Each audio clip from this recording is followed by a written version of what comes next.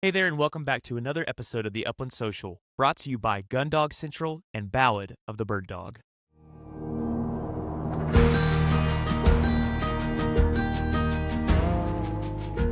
Hey, Rooster.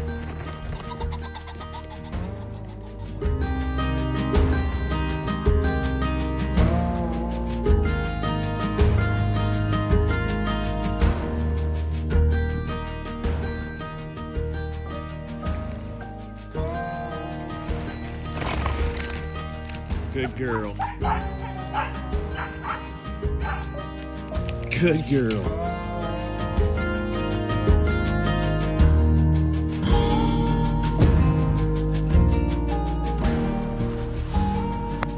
Nice shot! Fetch it up, Willow! Call Willow! Right there, right there! Woohoo!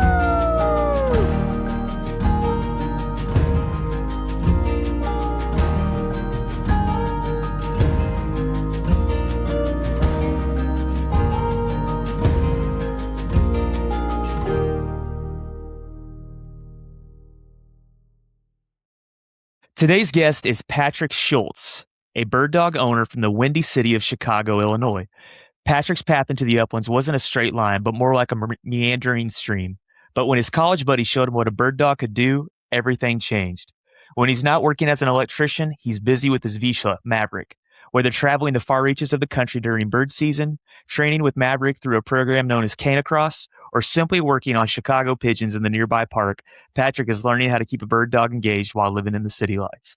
Hey, Patrick, thanks so much for joining me on the show today, man. I really appreciate it. Hey, Ryan, thanks for having me. I've been listening for a while, and I'm truly excited to be here today. Yeah, well, I'm really glad that you're here today, and excited to hear your story and for you to share several things. As I was for the guests, I was telling Patrick before we hit record here is I posted a story a couple weeks ago on my Instagram of just exercise with my dog, and I just floated the question out there: what do you do to exercise, keep your dog in shape and yourself in shape during the off season?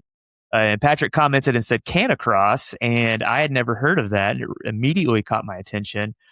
So we started talking about that a little bit. And long story short, man, I said, hey, do you want to come on the show and talk about Canicross? And obviously a whole suite of other things as well. But man, it's great to have you here today. Is there anything else that you want to fill guests in on about yourself before we get rocking and rolling here, man?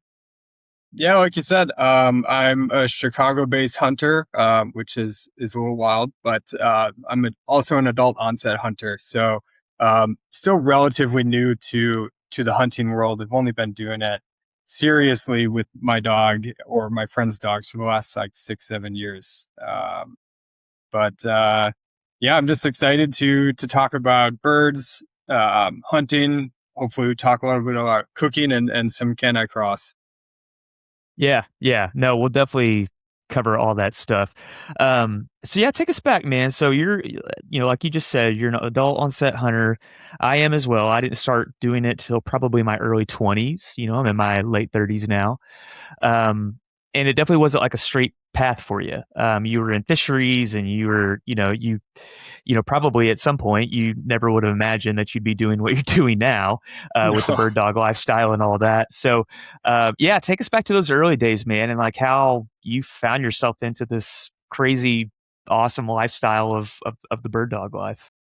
Yeah. Well, I went to college at UW-La Crosse, and I was kind of unaware of it, but that first weekend of deer season, my freshman year, was like, holy crap, the Orange Army. I had no idea what that was, and it Yeah. turned out I made a few good friends who were like, "Hey, come out with us, just like come check it out," And at that point, I was like, I don't know, but I checked it out and learned that kind of side of hunting. But it really wasn't until I moved to upstate New York to take a role as a fisheries researcher for the U.S. Geological Survey that I truly got exposed to that. So that wasn't, I was like 22, 23 years old at the time. And the biologist I was working for had a back 40, and was a bow hunter, duck hunter, occasionally chase pheasants. And, I expressed some interest like, hey, I kind of want to bow hunt. And he's like, you know what? Come on out. He's like, take Yeah. your hunter safety courses and you're good. And from there, like kind of the rest is history. Dr. Brian Oidell is who I worked with, and he's been a great mentor career wise, but also hunting wise, because we're kind of mirroring each other now. Like we've moved away from the deer hunting, and now kind of focused on upland birds. Yeah. So tell us about that. Your buddy got a small monster lander, if I remember Yes. correctly.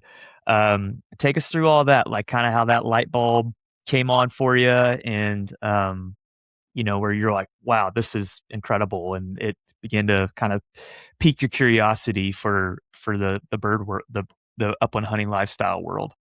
Yeah. When you sent me that question, and I was thinking about it earlier today, and the first time my first pheasant ever came in upstate New York, a stocked bird I had no idea was out there. A buddy and I were out trying to jump shoot some ducks, as we did pretty unsuccessfully most of the time. But I came right around the edge of this pond, and this pheasant just blew up in a bush right next to me, and just instinctually, I pulled the gun up and I dropped it, and it dove down into some like thick grass, and we looked for like maybe 20, 30 minutes, and then finally this guy with this like old decrepit yellow lab, he was like, I don't even, this dog was, it had to have been its last season, but man, this lab just like dove right in, took 30 seconds. We were standing on Yeah, top of the bird, this lab just pops its head out with the bird in its jaws and handed it to me, and I was like, that was the first time the light bulb really turned on.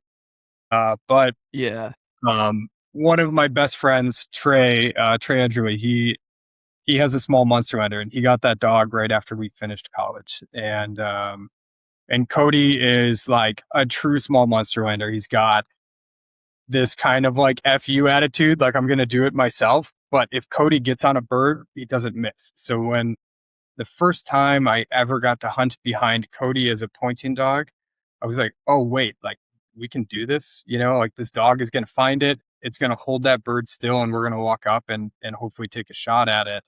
yeah, That's when I was really like, ooh, this is something like, this is interesting. Like, I like this. Um, and as someone who's like not good at sitting still, deer hunting was not for me. I just like sitting in a deer stand, freezing my butt off, to maybe see a deer.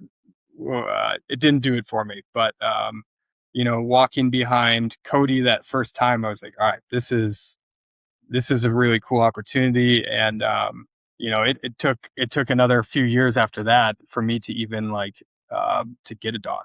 Um, it took a long time to convince my wife that like, all right, we should get a dog in the city.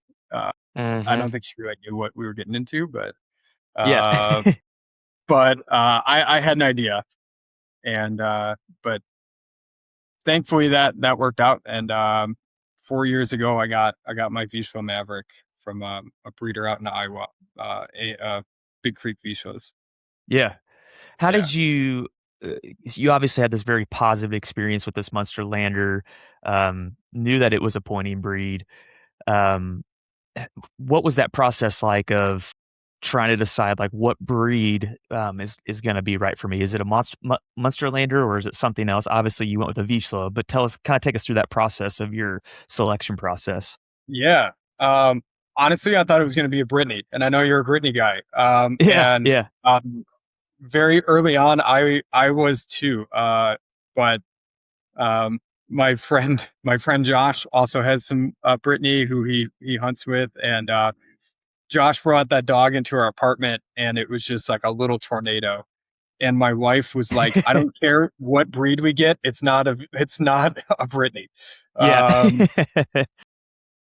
Um, um, Let me and say, I will say they're angels, man. They maybe give off that I don't know, that psychotic kind of whatever. But yeah, and I let me caveat that with too. I mean, she definitely, especially if we haven't done anything, just like you told me about Maverick. Like if he doesn't have a job, like he'll find one.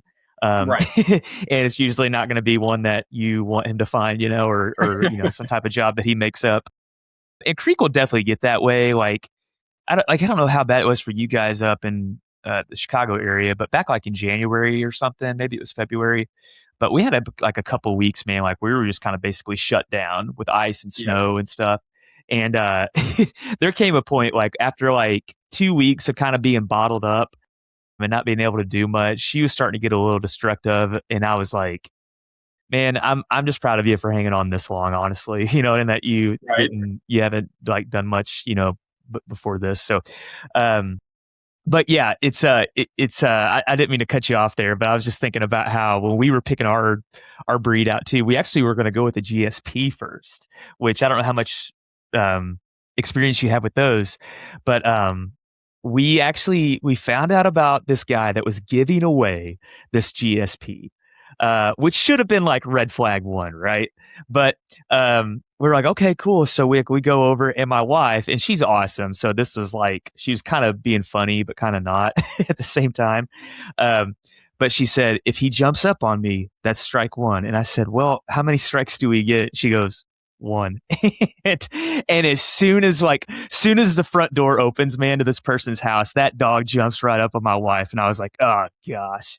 So anyway, we end up not taking that dog, and we found out about him later. He was actually somebody took him to live on a farm here in Indiana, and they brought that dog back to the previous owner. So it's like he must have just been very troublesome. And I've hunted with a lot of GSPs. They're awesome. I'm not knocking on them or by any means, but they are a high octane dog.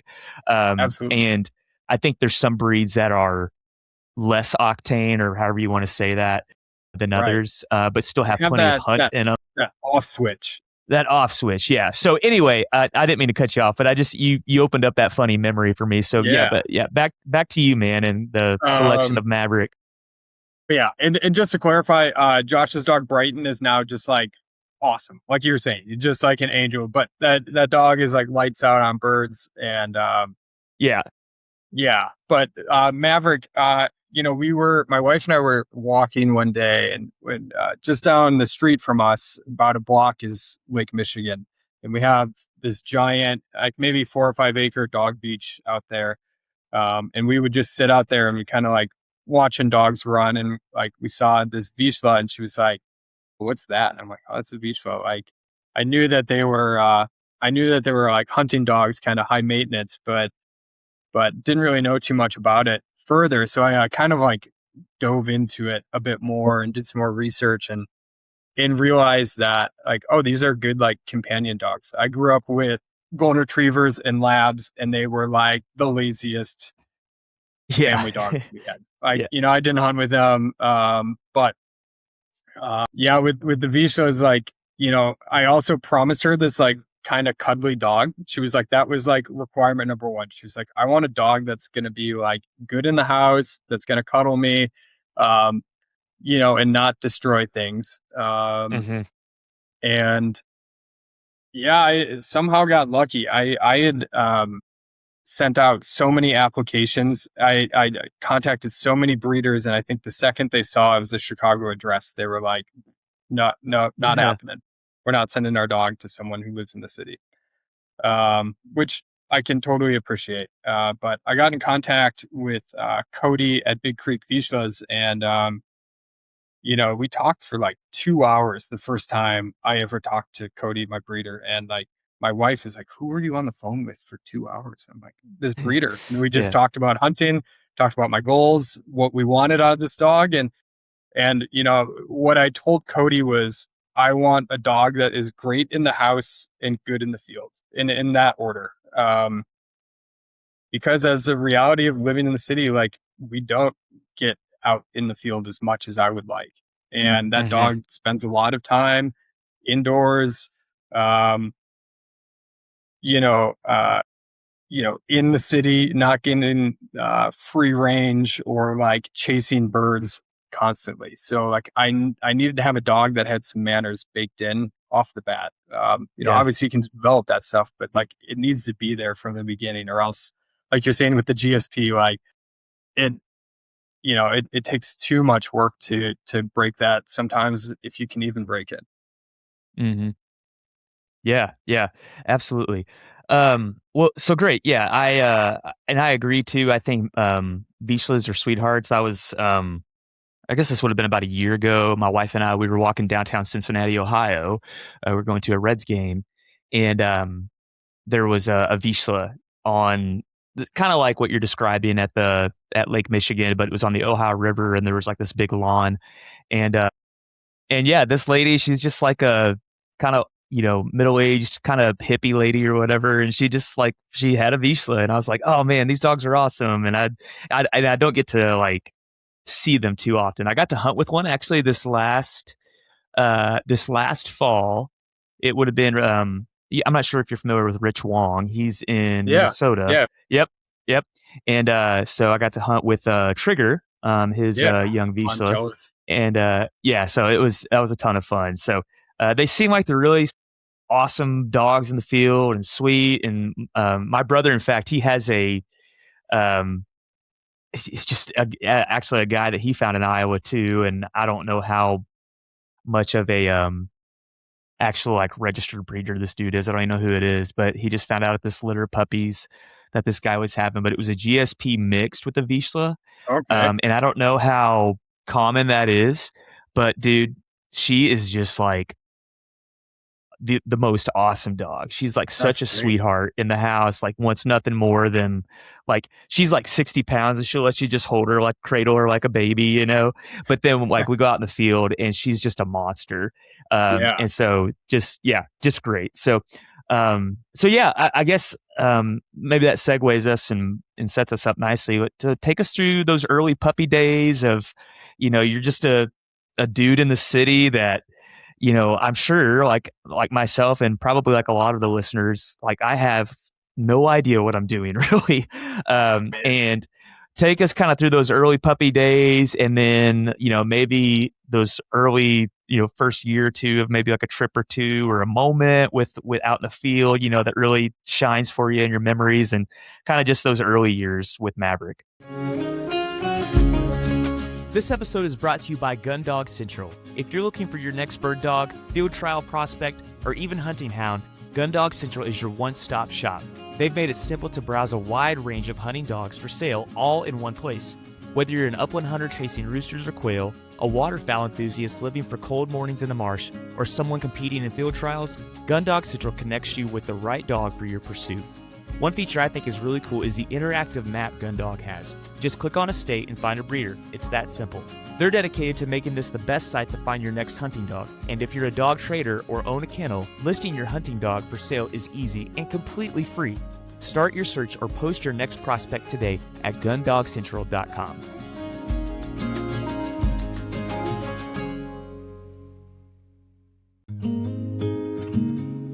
This episode is brought to you by Ballad of the Bird Dog, providing modern, design-forward shopping right in the heart of Brenham, Texas. Skeet, founder and owner Jared Anderson's legendary bird dog, showed us what hunting companions have shown their handlers for generations. That instinct, loyalty, and honest hard work create moments that last forever. And that same philosophy is stitched into everything they do. Ballad of the Bird Dog is built on tradition and heritage, inspiring well-built, essential goods designed to last. It's about simplicity, dependability, products you can trust from people that just get the bird dog lifestyle. If you believe in quality over flash, heritage over hype, and in goods that work as hard as you do, you'll feel right at home. Visit balladofthebirddog.com or its beautiful brick and mortar shop in Brenham, Texas, and experience the story for yourself. Yeah. Also, Rich is the reason his dog Hunter's probably one of the biggest reasons I got a Vizsla. They had a Oh, story yeah. project, that video Project Upland put together, and I saw that, like not a dry eye in sight. And I found Rich on Instagram, and I was like, hey, thanks. Like I realized Hunter had passed since I saw that video, but you know, Mm-hmm. I'm sad I couldn't hunt over Hunter, but like, where are you getting your next dog from? And he pointed me to Big Creek. That's the reason we ended up. So Trigger came out of the litter right before Maverick. But yeah, anyways, yeah, living on the second floor, and having a puppy that needs to go outside every like 2 hours, 3 hours throughout the night is just like I would not recommend that for the faint of heart. Just Yeah, carrying him outside every couple hours to get him out. And because there's so many dogs in the city and around, like you're kind of worried about what other things are going around. Like if there's any like dog diseases, whatever. sure. You don't Hmm. want those puppies until they're vaccinated to be encountering that. And unfortunately, like there are dogs everywhere down here, so it's you got to be kind of wary of where you're bringing that dog. Um, I think my wife would be upset if I didn't bring up that like I forced the crate training. I think it's the best thing I've ever done, but like that first 3 weeks, 4 weeks, Maverick was like a nightmare. Like I was like, did we get a bad dog? Like he would just howl in his crate, and it didn't Yeah, matter. Like I grew up with our like I said, our Goldens and our Labs. We put them in the crate. Maybe you get like a few days of kind of that whining in the crate at night, and then they're like golden. Maverick was like, "I'm gonna break you guys, and I'm gonna be a bed dog." But yeah. we prevailed. It took a lot of nights of sleeping on the floor next to his crate with my fingers in the crate, trying to just get him to like calm down and sleep through the night. But early on, I had no clue what I was doing. In fact, like I didn't get Maverick onto birds like almost to like 10 months old because like I got him in June. We picked him up like, sorry, I picked him up in August and like yeah, he was born in June. We picked him up 8 weeks later. Yeah. So picked him up in August. And obviously that first season, I did not have any expectations of like, let's get this dog out, run him or what. Um, Nor did I know where to get birds, who to contact about training. I'd watched some like standing stone videos on YouTube and a bunch of read some books, but like I had no idea what I was doing. I still don't know what I'm doing, but like kind of figuring it out as I go.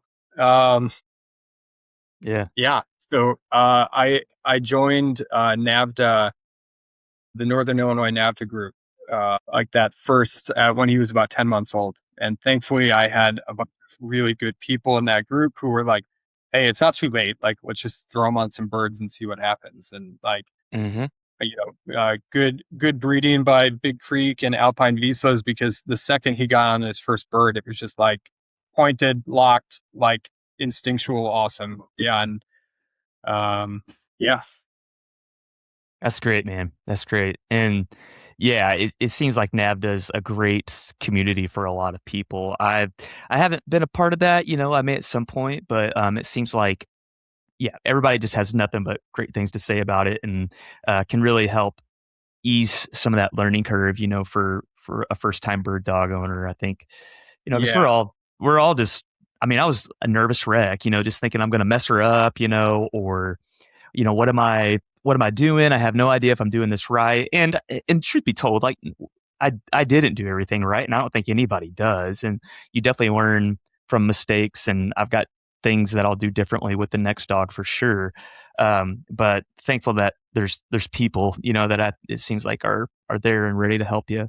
Um, so yeah, man, like take us that first, when you did get on wild birds, or what, you said the information that you sent to me is that you try to get out and travel and hunt as much as you can. So, take us to a couple places, man. What's been some Yeah. cool memories, cool places, cool birds that you've hunted with Maverick?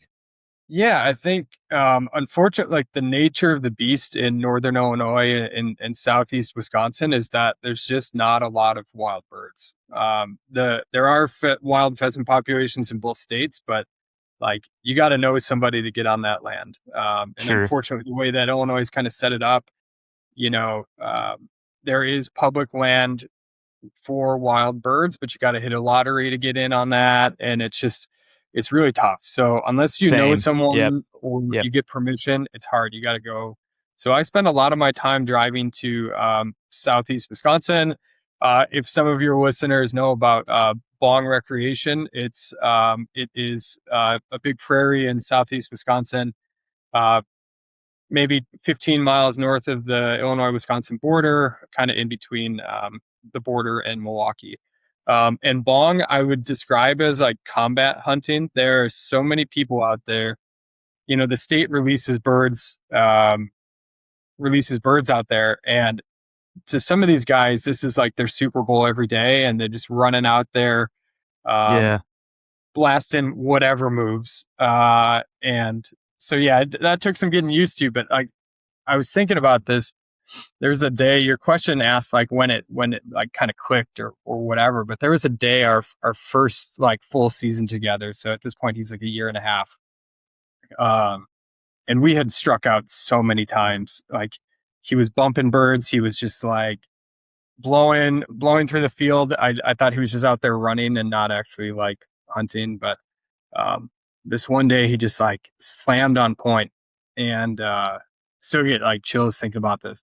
Slammed on point, and this bird blew up like right under his belly, and Mm. I I like whiffed the first shot. Second shot, not great, but I winged it, and it just kept going and going and going. It was like 100, 150 yards out, and Maverick just ran it down, uh, and brought it back to me. Um, and as soon as I put that bird back in my bag, we took, just a quick turn towards this willow thicket that looked like good cover, and I was like, "Oh, check this out!" Slams on point again. This time, held the point. I walked in, flushed it, and yeah, that was our first limit. And I have that on my Instagram. Like, it's like one of my first videos on the Instagram page. But like the just the joy and the excitement of that, where you're like kind of worried, like, is this dog gonna hunt? And then all of a sudden, it's like, oh, this dog hunts. Um, Yeah. but beyond Southeast Wisconsin, we spend. I try and get up to northern Wisconsin, up to like Chequamegon, Nicolay National Forest, to do some grouse and woodcock hunting, at least twice a year. Between my buddy Trey, who is a small Munsterlander, and then I have a buddy Shay, who has two Brittany's. We try and get out there and run these dogs as much as possible. It's difficult because they both have young kids, so obviously you got to balance that. But I also have another like diehard hunting buddy named, we just call him Smitty. But Smitty and I went out to South Dakota a year ago, 2 years ago, for prairie chickens and sharpies Oh, cool. on the grasslands out there. We got humbled, and we only had one dog. It's not like a one dog kind of deal. Like Oh, you yeah. gotta have a pack with you when you go out there. But I again didn't know what I was doing. Um, had scouted some stuff on Onyx, and we saw hundreds of birds. Like, no joke, hundreds of birds. But they were all flying away. Like, you made one little mistake, Yeah.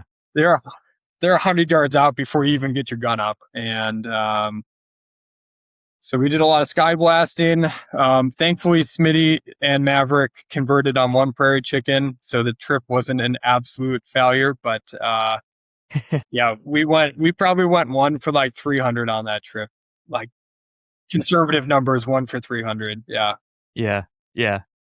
Yeah, the prairie chickens, man, the prairie grouse. I've shot a couple sharp tails and I've shot a couple chickens, and um, that's something you'll learn quickly, is that it's not about numbers in the sense of like how many you've got in the bag. Kind of like rough grouse, but in a different way, where it's like, oh, I've seen a ton of them, but I only got an opportunity on one or two, maybe in a 1 or 2 day period, and so it's just a totally different ball game, and miles per bird is the equation with that. So We've Yeah, especially up northern Wisconsin, like we've had some really good bird numbers. And I know everyone was reporting bird numbers were down. Yeah, mhm. maybe they were down because we've had some like truly phenomenal days. Like 40 flush grouse in a day, and probably just as many woodcock in that day too. Like, crazy numbers. Yeah. Um, but yeah, this past year also a highlight for me. Like, I would have a grouse tail on the wall like yours, except it fell off and Maverick ripped it to shreds. So our first grouse is I have a tail Oh, feathers. man. Yeah.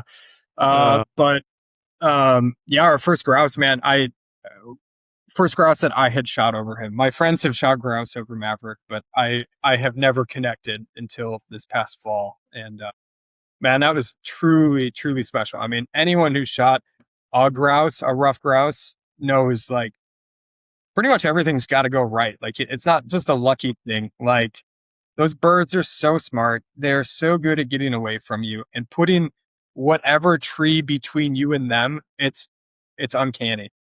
Mhm. Yeah, 100%. I mean, it's when you finally do get to hold one, like, in your hand.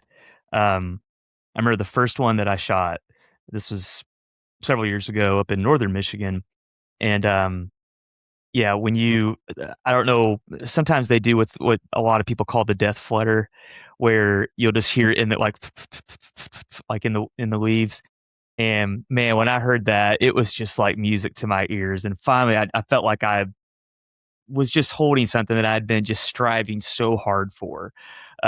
So I know exactly what you mean, and it's totally different than and nothing wrong with like preserve birds or put and take birds, and um, but it's just a totally different wild experience that you're hearing birds that you don't even see.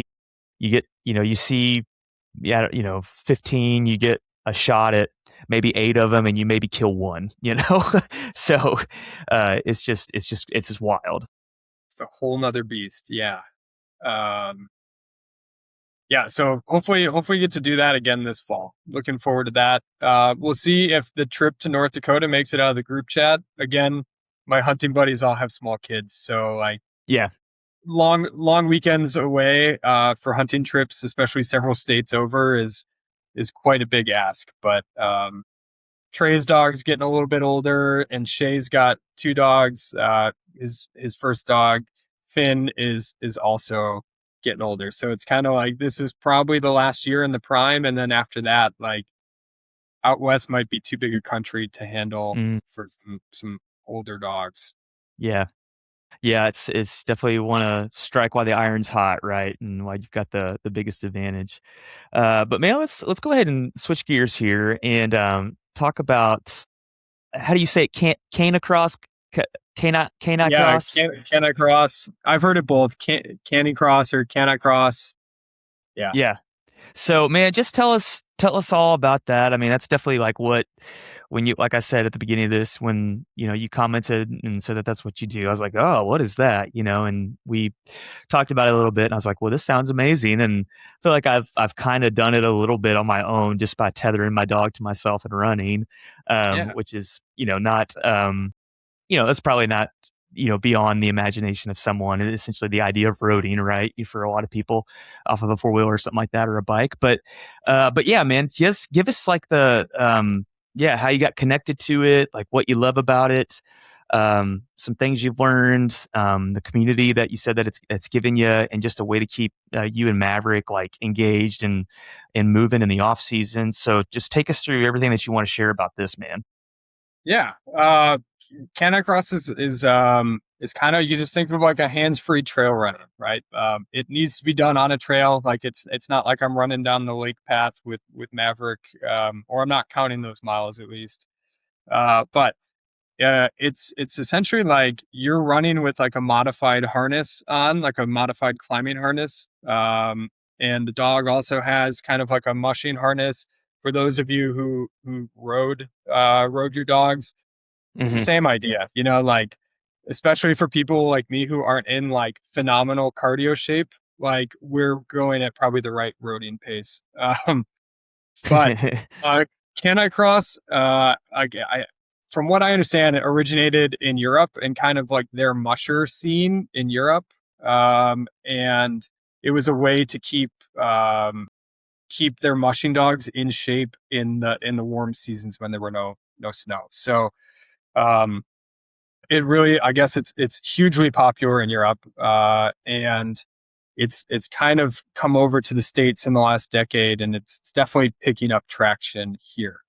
Um, yeah. So, what else? I mean, for all of us hunters and dog owners, we have like a legitimate Ferrari sitting next to you right now. Like harness that dog and go run with it. And like, um, you look at these European Canicross athletes and their dogs, so many GSPs, so many Vizslas, Mhm. Weimaraners, you name it. You see pointing dogs because they have that high drive. They've got the strength and the endurance that you're looking for in these pulling sports. Mhm. And they're good to train, and fun to work with. And as we all know, they need a job, and this gives them a very much so needed job in the off season when we're not out chasing birds.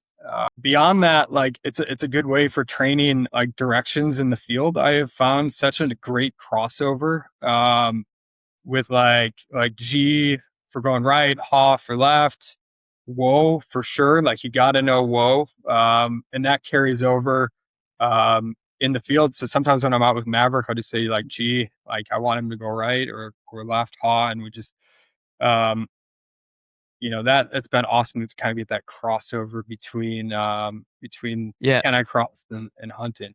Let me stop you there. So G and haw, like, explain that a little bit. I've never Yeah. heard that.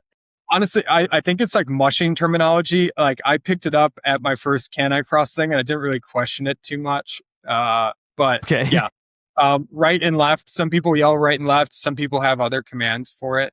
Yeah. It's great, like when we're in the field, I'll point him if I'm like, hey, I want you to go over there or go Okay. left or right. Now it's like go to the right, G, paw left. Huh. Yeah. And yeah, I try and kind of like bake that in while I hunt and do the Canicross training. Yeah. Okay. Yeah, Cool. Yeah. Love it, yeah, man. Love it. Love like little historical things like that. Um, so let's back up just a touch. Like, yeah, give the listeners and myself too, like, because I know I kind of explained what it is a little bit, where you're tethering the dog to yourself, you're running.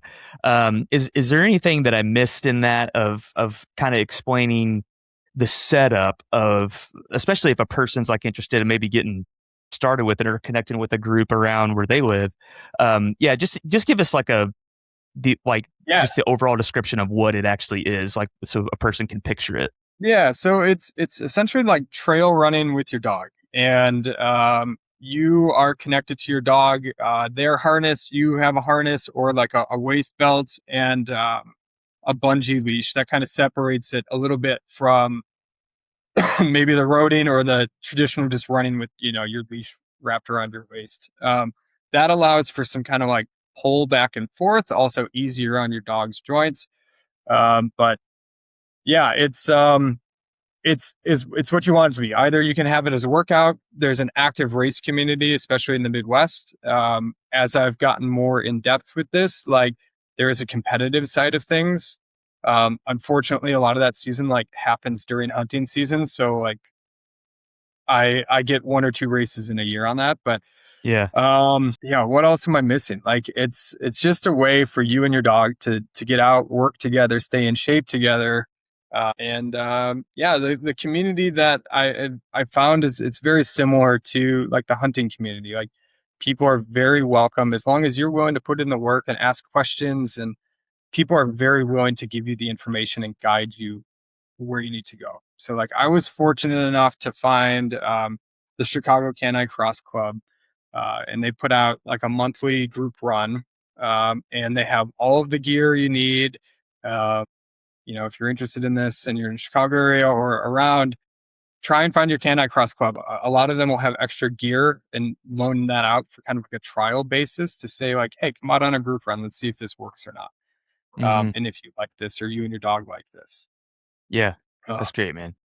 yeah. And one of the things that you sent me too is that, and as I've said before, just as much as you're comfortable sharing with, but you said that Canicross like really pulled you out of kind of a dark place, like mentally, and really renewed kind of this sense of direction, like with life and stuff like that, and just got you into like a way better headspace.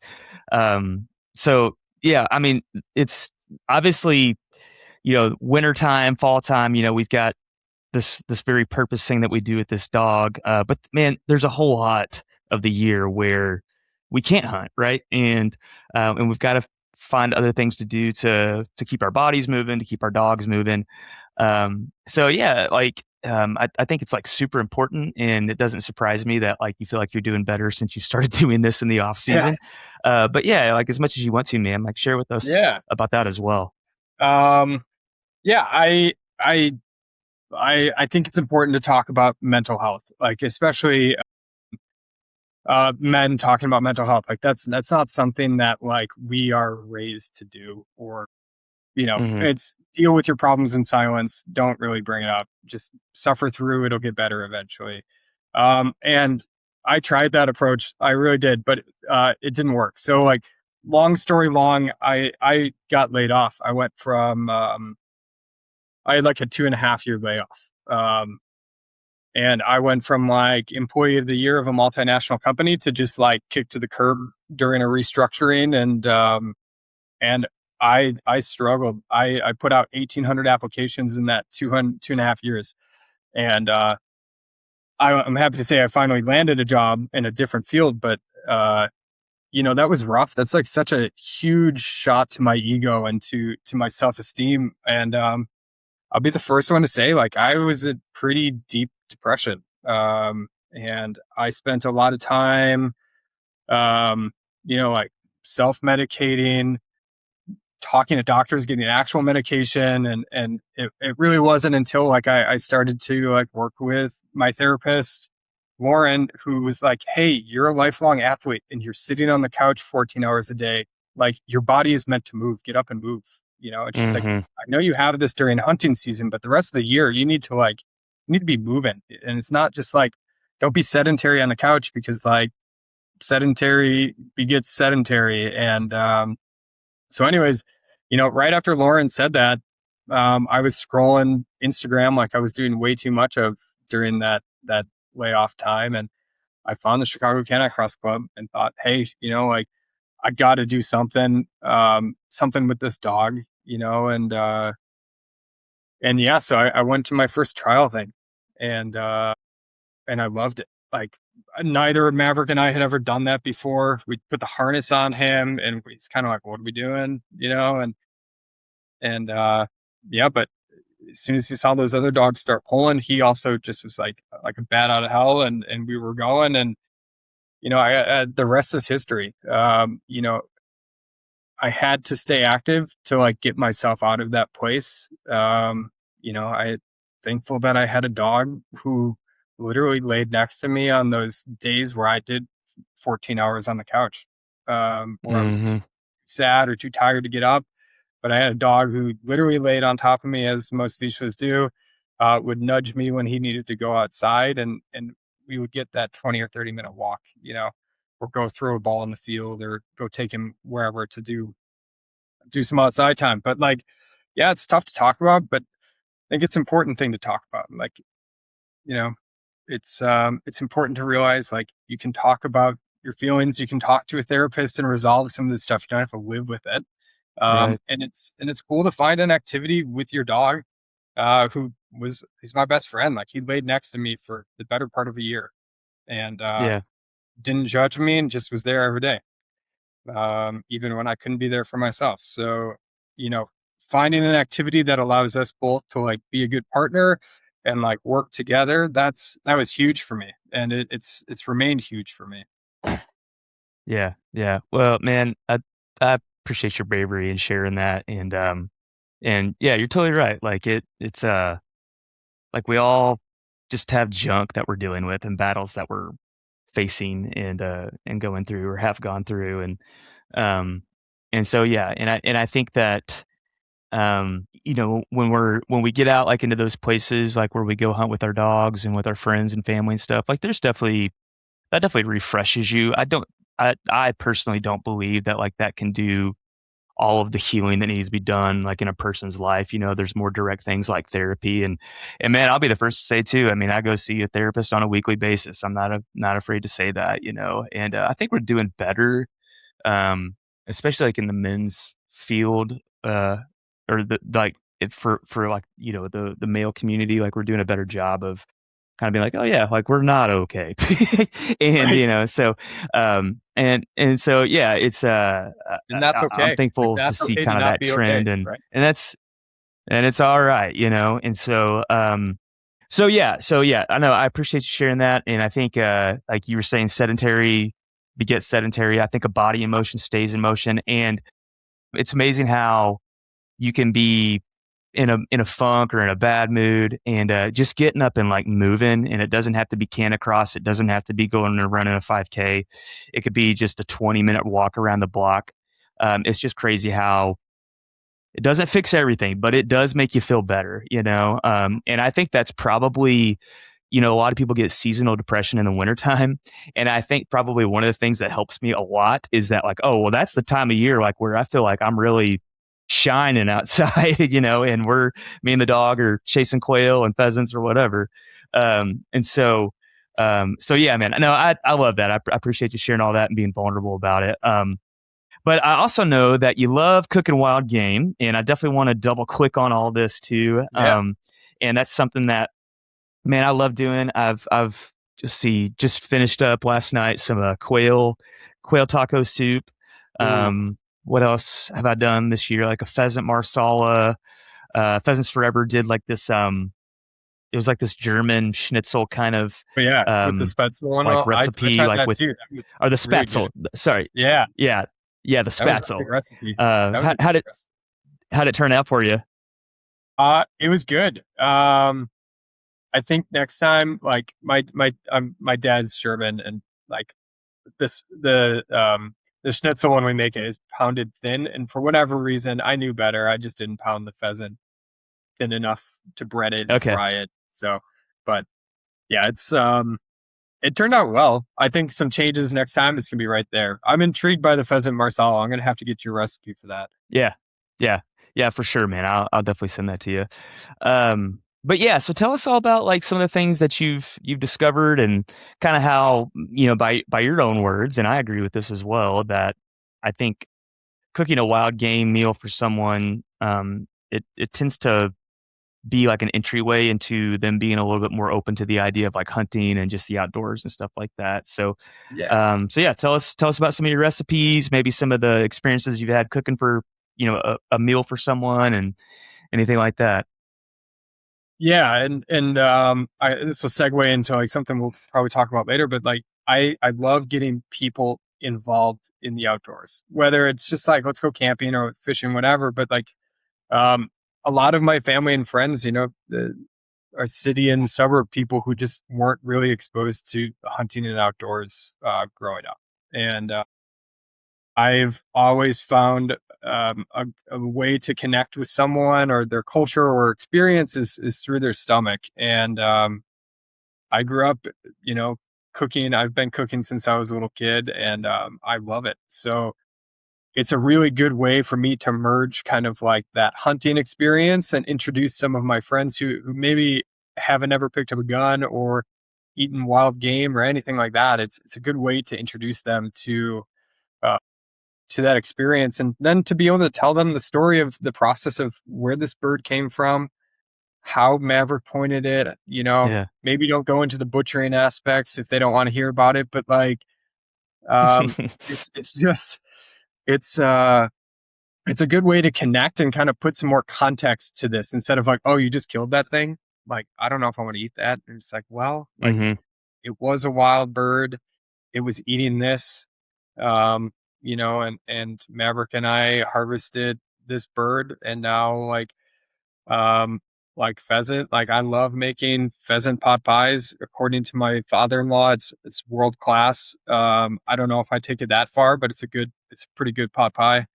But just like being able to Yeah. sit people down, give them an awesome meal, uh, and tell the story and get them just kind of engaged or at least exposed to something that's a little bit different, maybe outside their wheelhouse. And since doing that, I've had people who are my wife's friends, they um, definitely not definitely not hunters or outdoors women, but they're like, hey, can we go out with you? Like, I'm like, yeah, you're welcome to come out anytime. We have take the dog for just for a walk. Like, you don't have to carry a gun, you can just come out in the field and see the experience. Don't have to be Yeah. there when I clean it, don't have to do anything else. If you just want to come out and watch and learn. And but in addition to that, like I think exposing more people to hunting, or at least so that they can favorably view hunting, right? Like that's more people we have in our corner at the end of the day. And not to get, 100%. hey, contact your senator. I'm sure Dick Durbin and Tammy Duckworth are sick Yeah. of hearing from me, but it's important, so contact your senator, come out hunting with me, just see where your money and conservation dollars are going. Like, let's do that. So cooking allows me to bridge that gap and introduce more people into this awesome pastime that you and I really enjoy. I love that. And you're spot on with this whole idea that creating kind of that bridge between the hunting world and yourself, like in this other person that probably is not going to hunt. But the what I think is really interesting in that, and what I've thought about is that, like, well, one, like we could not wildlife populations couldn't sustain the entire country hunting. So it's not like we are losing hunters. So I think we do need um, more people getting into the field to a degree.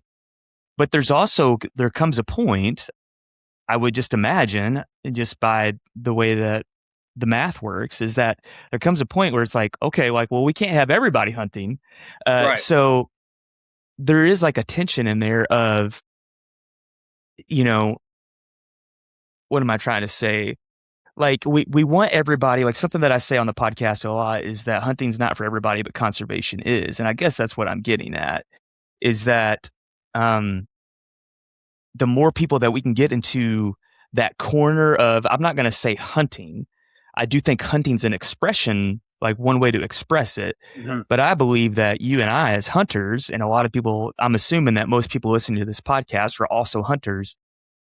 We all have like more in common with like a bird watcher or a wildlife enthusiast or people that just love to hike or, you know, off-road dirt bike, not dirt bike, but like mountain Yeah, like biking, your last and things like weeks. that. Yeah. And, Yeah. and yeah, that we have more in common probably at the end of the day than we don't, and I think we need to start looking at it that way. And what I hope is to see more and more people that just join Pheasants Forever, join Quail Forever, join Ducks Unlimited or whatever, not because they're hunters, but they just see the value in like, oh, like when I buy my duck stamp, this is what it does, and that's important to me, not because Yeah. I'm out there to bring a mallard duck home for the table or bring a pheasant home for the table or whatever. It's just because I believe in healthy landscapes. And I think a meal, to bring this all the way back around, I think a meal is one of the best ways to get people begin to like to spike their curiosity for those kind of things and begin to kind of stir their imagination of like, oh, like what's maybe my place in all of this? Because I do believe that like, man, we all consume things that this land requires, be it agriculture, be it water, whatever, and so I think we all have a part to play in like helping uphold it and everything, and Right. and to help conserve it, and I truly feel that way. And so I appreciate you sharing all that. So yeah, world class pot pie. What else, man? Give us a couple other things that you've done. Wrappers, Cool. but let's see. I've Yeah, made yeah, else, and yeah. There you go. Not drying out. yeah, Yeah, very yeah. cool. I'm Very thinking cool. like Yeah, it's um, always fun to experience. Yeah, go ahead. Yeah, yeah. That's great. What's maybe like something memory or two that sticks out for you with that adaptive hunt thing? people Yeah, talking and yeah, reserve yeah. birds, but like even That's that cool, just man. right spot. Yeah, very rewarding, I'm sure too. To see this person that, man. I mean, it's just so easy to forget that if you're upright and walking, on two legs and just so many things that we easily take for granted, and then you were able to help make a moment, for that person. Man, I'm sure that you just like felt like $1,000,000 after that, Yeah, So yeah. I definitely appreciate you and, man, everybody that does things like that. So I think it's, when you can help kind of create, uh, moments for people that maybe wouldn't have had that opportunity otherwise. I think that's a really good thing. Um, yeah. So, man, like, but as we're somewhat kind of like, coming to a close here. Um, what I want to talk about, a little bit more about city life and then maybe kind of some plans that you got for the fall as well. But is there any advice that you give to listeners that maybe they live in a densely populated area such as Chicago or, Denver or Orlando or something like Yeah. that? And getting a bird dog out, and keeping them active and engaged, it's just challenging. I know you Right. talked about like working, you get maybe some weird stares, from working on the local pigeons there in the park. But you have Yes. any ideas, or just advice that you give to someone? Because you're not obviously the only person out there that has a bird dog and living in the city. So yeah, like, is there a thing or two that maybe you'd give as just advice that you've learned over the years with Maverick? You got to take advantage of. Yeah, yeah. Mhm. We Yeah, quickly then. right. Yeah, yeah, that's a So great I guess little, take advantage of your reminder green too that spaces. there's yeah, Yeah. 100%, yeah, yeah, there's, yeah, maybe a little nook or cranny, that you can find that maybe you're not taking into account, so that's a good reminder too.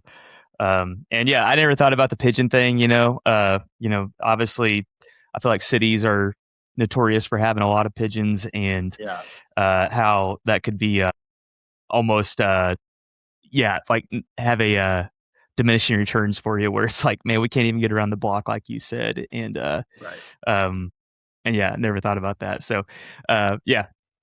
Well, what about plans for this fall, man? I know you talked about maybe, if North Dakota makes it out of the group chat, is there any, um, solo trips with Maverick, anything like that that you've like are kicking around, or even just like a next door Iowa kind of thing? Or I know you go up to routinely up to the North Woods, so that I know that's on the Yeah. docket. But yeah, what's some plans that you got for this fall? Iowa pheasant, maybe Yeah, you could get on cool. one of those, and a woodcock. That would Yeah, be. for sure, for sure.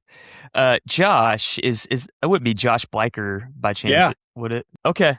Yep. Yeah, Josh and I, we hunted together 2 seasons ago. We hunted for quail together and, yeah, had a lot of fun together. So we've hung out a time or 2 and, Yeah. but so Uh, I was kinda putting all that together because I know he goes to Iowa a fair bit. So, yeah, well, that's cool, man. maybe this season, Josh. No Yeah. surprise, very small world within the upland community. Yes. I know. I watch his, Illinois videos and I'm like, "Oh, Yeah. man, that looks," that's just it's gotta be not terribly far from me, I would No, imagine, and, kinda he's salivating over and it looks like he gets on pretty good, he bird does. numbers. Yeah. Yeah. There's an art to it for sure. Well, cool, man. Well, yeah, so this year, I'm kicking around. I may go out to Nebraska for an early season prairie grouse trip. Okay. Um, I want to go out to the sandhills and just kind of get lost out there and chase chickens around and Yeah. maybe a few sharp tails. But I just, I absolutely love prairie chickens. So depending on the hatch and just weather and everything like that, if it's hopefully it doesn't stay a bajillion degrees all the way through October like it did last year. Yeah. So that, and I don't know, I'm kicking around. I mean, I'll do the things around home, hunting quail, and then going up to northern Indiana hunting pheasants. Um, I need to get over to Illinois because it's the only state that I've not hunted yet that borders Indiana, and it's just like a dumb little goal of mine to hunt every state that borders my state.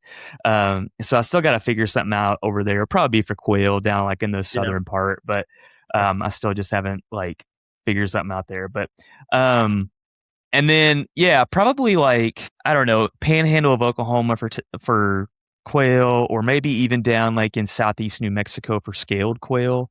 Okay. So I'm kind of somewhere out there.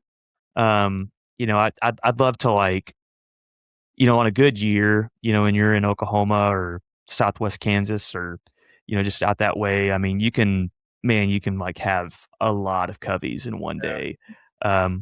Most coveys I've ever encountered in one day, I think is like 6 or 7, and that was around here, which is like phenomenal for That's phenomenal. Indiana, Yeah. and very, very, very rare. That was really, really well managed private land. Okay. But yeah, I would just like to have a day like where I just like just get into hundreds of birds, like that. Yeah. And just kind of, all right, let's go, you know, 20 minutes and find the next covey, or 15 minutes, like where it's something like that. And Okay. I do think on the, right conditions in the right place, you can find some places like that. So I don't know. And then I'll get up to probably Michigan this year. I did hunt Wisconsin last year, up on kind of the Minnesota Wisconsin border, Okay. and hunted for roughs and doodles. That was a ton of fun. Um, and that's where I hunted with Rich last year. Bridge. Okay. But I'll probably Yeah. go back to northern Michigan this year and chase some birds up there, and maybe connect with a friend or two.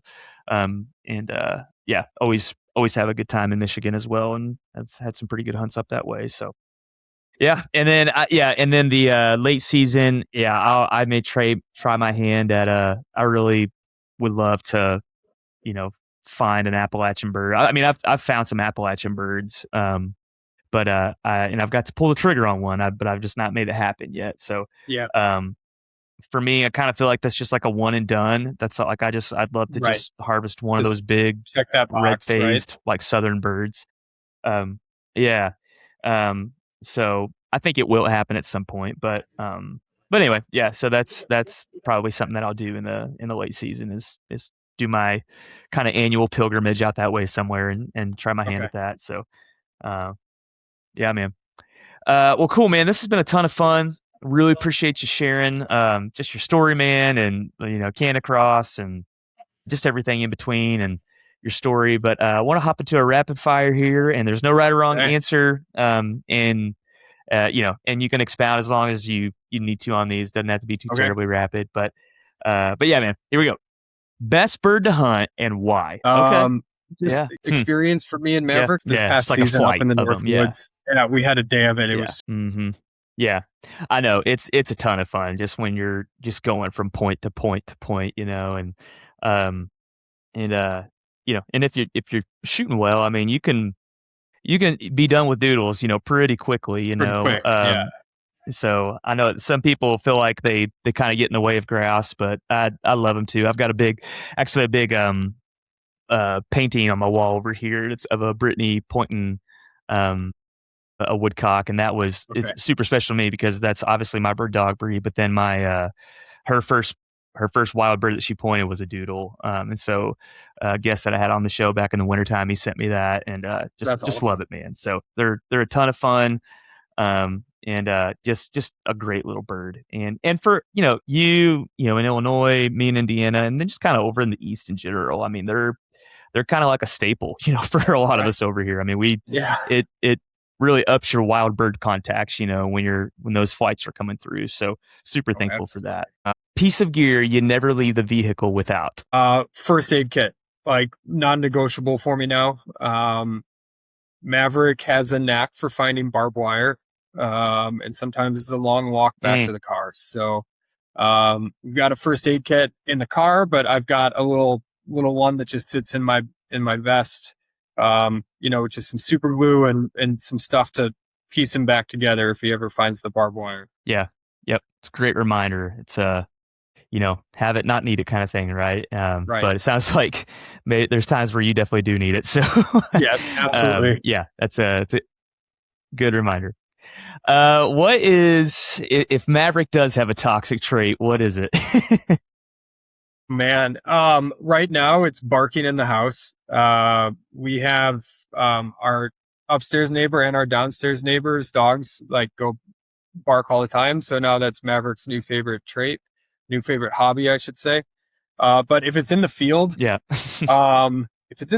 he's like sometimes he'll creep a little bit more than I would like. He like gives you give him the whoa and he kind of gives you that look back. And then it's like, no, I'm going to take another step or two. And then inevitably that bird Yeah. blows up before I get a shot at it. Yeah.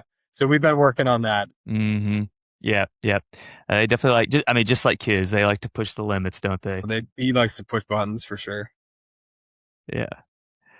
Best gas station road trip snack. Ooh, hands down, Quick Trips fried chicken sandwich, with just pickles and their chipotle dressing on there. Don't knock it Okay. till you try it. it's like Okay. 100% every time I'm in Wisconsin, I'm getting one. All right. Right on. Yep. I'll have to keep that in mind. Fried chicken sandwich from Quick Trip. Love it.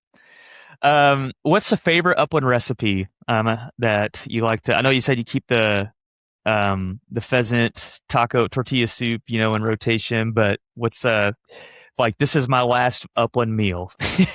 Last request. What am I doing? Yeah, it's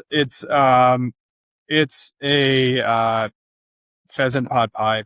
Like genuinely, I do a good job with it. If people are interested, like happy to post my recipe and a picture or video of it on my Instagram page because uh yeah, it's such a good meal, especially after you're done hunting. Freeze one or two of them, bring them up to the North Woods for the guys. So we just throw them in the oven after we get back from the grouse woods, or it's just nice to have on a cold winter day in Chicago. Yeah. Yep. And cold winter days, you definitely do get. They call it the windy In the city city. for a reason, right? So, Yes, sir. yeah. Well, man, this has been a ton of fun. I've got one last question for you, Patrick. What keeps bringing you back to the uplands? Truly, it's when I'm out there with the dog, nothing else matters. It's just me, the dog, the bird, the environment around us, but nothing about social media, nothing about what's going on back home, or what happened Yeah. earlier in that day. It is just that being in the moment. And it's such a unique feeling, such a nice thing to have in today's world where we're just constantly connected and worried about what's going on next. Hmm. Super well said, man. I love how it clears your head and it just untangles you a little bit, and I'm thankful for that. So couldn't agree more. This has been a ton of fun today. Appreciate you being on the Yeah, show, I had a dude, and blast. wish you the best and have a great season. I mean, it's almost here, so I'm looking forward to that. And I know that you are too, as a lot of us are. So Yeah, just wish thanks you for and having Maverick me the on. best, man. And yeah, absolutely. All right. All right, hang here with me. Okay.